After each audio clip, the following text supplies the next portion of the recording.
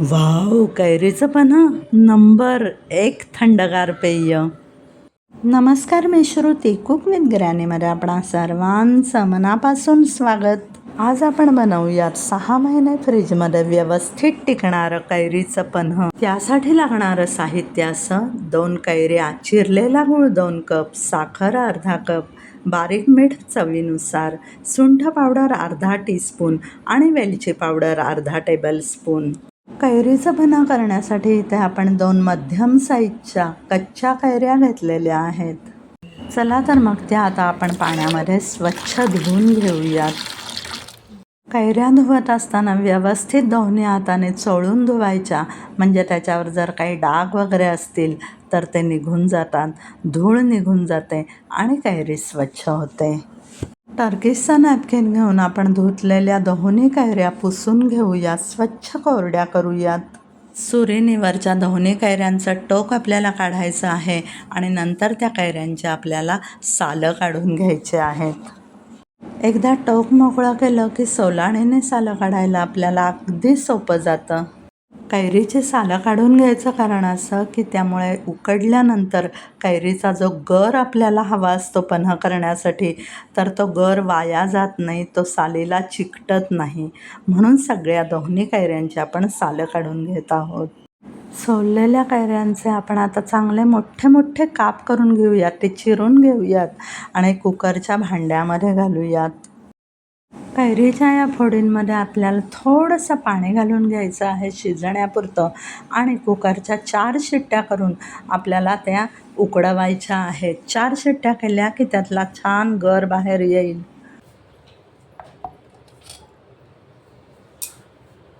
तुम्ही पाहू शकता अतिशय सुंदर आणि मऊसूत आपल्या कैऱ्या शिजलेल्या आहेत. त्याचा भरपूर गर निघालेला आहे. कैरीची साल आपण काढून घेतलेली होती, त्यामुळे त्याचा तुरटपणा अजिबात गरामध्ये उतरलेला नाही आहे. तुम्ही पाहू शकता. आता हे आपण थोडा वेळ, एक 10 मिनटं थंड होऊ देऊयात. ह्याचा गर काढूयात, कारण ह्याच्यामध्ये आहे कैरीच्या कोळी. त्या कोळीमध्ये सुद्धा भरपूर गर चिकटलेला आहे, तो आपल्याला काढायचा आहे आणि त्याच्यानंतर आपल्याला हा सगळा गर मोजून घ्यायचा आहे. मोजून घेतलेल्या गरानुसारच आपण गूळ तेवढ्या प्रमाणामध्ये घेणार आहोत. तर आता हे आपण बाजूला ठेवूयात एक 10 मिनटासाठी. तुम्ही पाहू शकता उकडवलेली कैरी सगळी आपली थंड झालेली आहे आणि त्याच्यामध्ये आपल्या कोळींना जो चिकटलेला गर आहे तो आपल्याला जरा चोळून बाहेर काढायचा आहे. कैरीच्या आपण साली काढलेल्या होत्या, त्यामुळे तुरटपणा सगळा आपला नष्ट झालेला आहे. आता कैरीचं पन्हं होताना तुरट अजिबात लागणार नाही. साली काढल्याचा अजून एक फायदा म्हणजे आपल्याला 100% गर इथे मिळालेला आहे. थोडासुद्धा आपला गर वाया गेलेला नाही. आता हा सगळा गर आपल्याला मोजून घ्यायचा आहे. त्यासाठी इथे मी एका कपाचं माप घेतलेलं आहे आणि ह्या कपाच्या मापाने आपल्याला हा गर मोजून घ्यायचा आहे, म्हणजे त्याच मापाने आपल्याला त्याच्यामध्ये गूळ आणि साखर ॲड करता येईल. तुम्ही पाहू शकता हा 1 कप गर आहे आणि अजून 1 कप गर आपण त्यात घालतो आहे, म्हणजे 2 कप गर आपला 2 कैऱ्यांचा व्यवस्थित झालेला आहे. त्यामध्ये आपण घालणार आहोत 2 कप, ह्याला 2 कप चिरलेला गूळ. एक झाला, हा आहे 2 कप चिरलेला गूळ. आणि आता आपण इथे घेतलेली आहे अर्धा कप साखर. पन्हं करताना आपण मिक्सरच्या जारचा वापर करणार आहोत, म्हणून आपण जो 2 कप गूळ चिरून घेतलेला होता तो सगळा आता आपण मिक्सरच्या जारमध्ये घालून घेतोय. आता त्याच्यामध्ये घालणार आहोत अर्धा कप साखर, म्हणजे कैरी जरी आंबट असली तरी गुळाच्या बरोबरीने गोडवा वाढवायला साखरेची मदत होते. आपापल्या चवीनुसार बारीक मीठ त्याच्यामध्येच ॲड केलं ना की पन्हं करताना पुन्हा आपल्याला त्याच्यामध्ये बारीक मीठ घालायची वेळ येत नाही आणि पन्ह्यातल्या इतर घटकांमध्ये ते छान मिक्स होऊन जातं.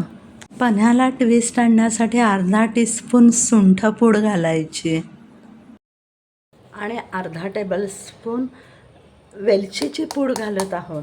आता हे सगळं घातलेलं मिश्रण आपण चमच्याने व्यवस्थित हलवून घेऊयात आणि त्याची मिक्सरमध्ये एकदा बारीक करून घेऊयात, म्हणजे गुळाचे जे खडे राहिलेले असतात तर ते सगळे खडे बारीक होऊन जातील आणि पन्ह्यामध्ये गूळ आणि साखर पटकन विरघळायला मदत होईल.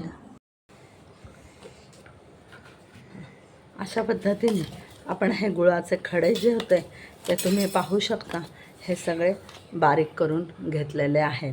आता या बारीक केलेल्या ह्याच्यामध्ये आपल्याला हा जो पल्प आहे तर हा आपण घालूयात.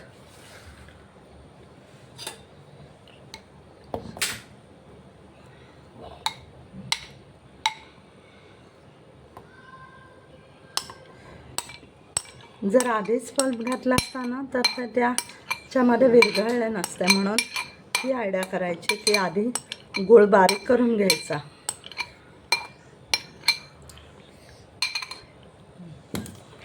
आता हा पल्प थोडा त्या गुळामध्ये आपण खालीवर करून घेऊया.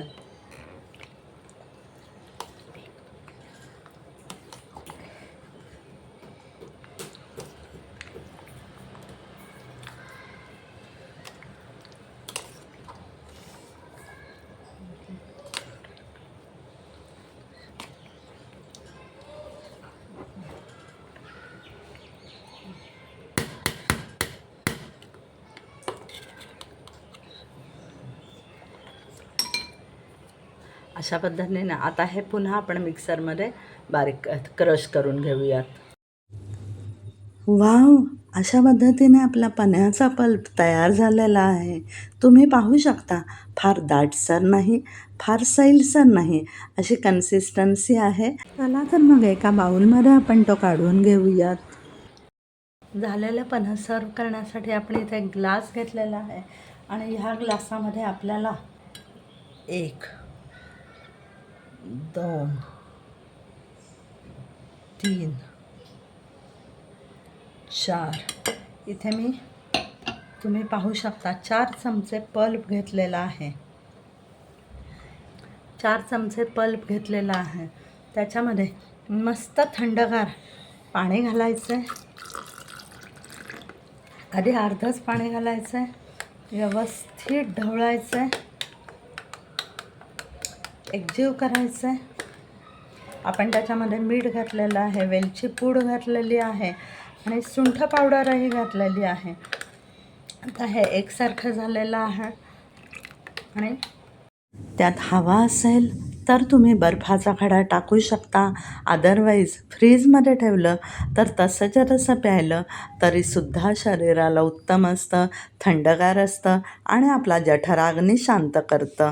तर असा हा उन्हाळ्यातला खास स्वाद आपल्या घरच्या स्टाईलमध्ये चाखून पहा आणि अशाच पारंपरिक आणि चविष्ट पदार्थांसाठी पाहत रहा कुक विथ ग्रॅनी. व्हिडिओ आवडला असेल तर लाईक करा, शेअर करा, सबस्क्राईब तर कराच करा आणि कमेंट द्यायला मात्र अजिबात विसरू नका. Thank you so much.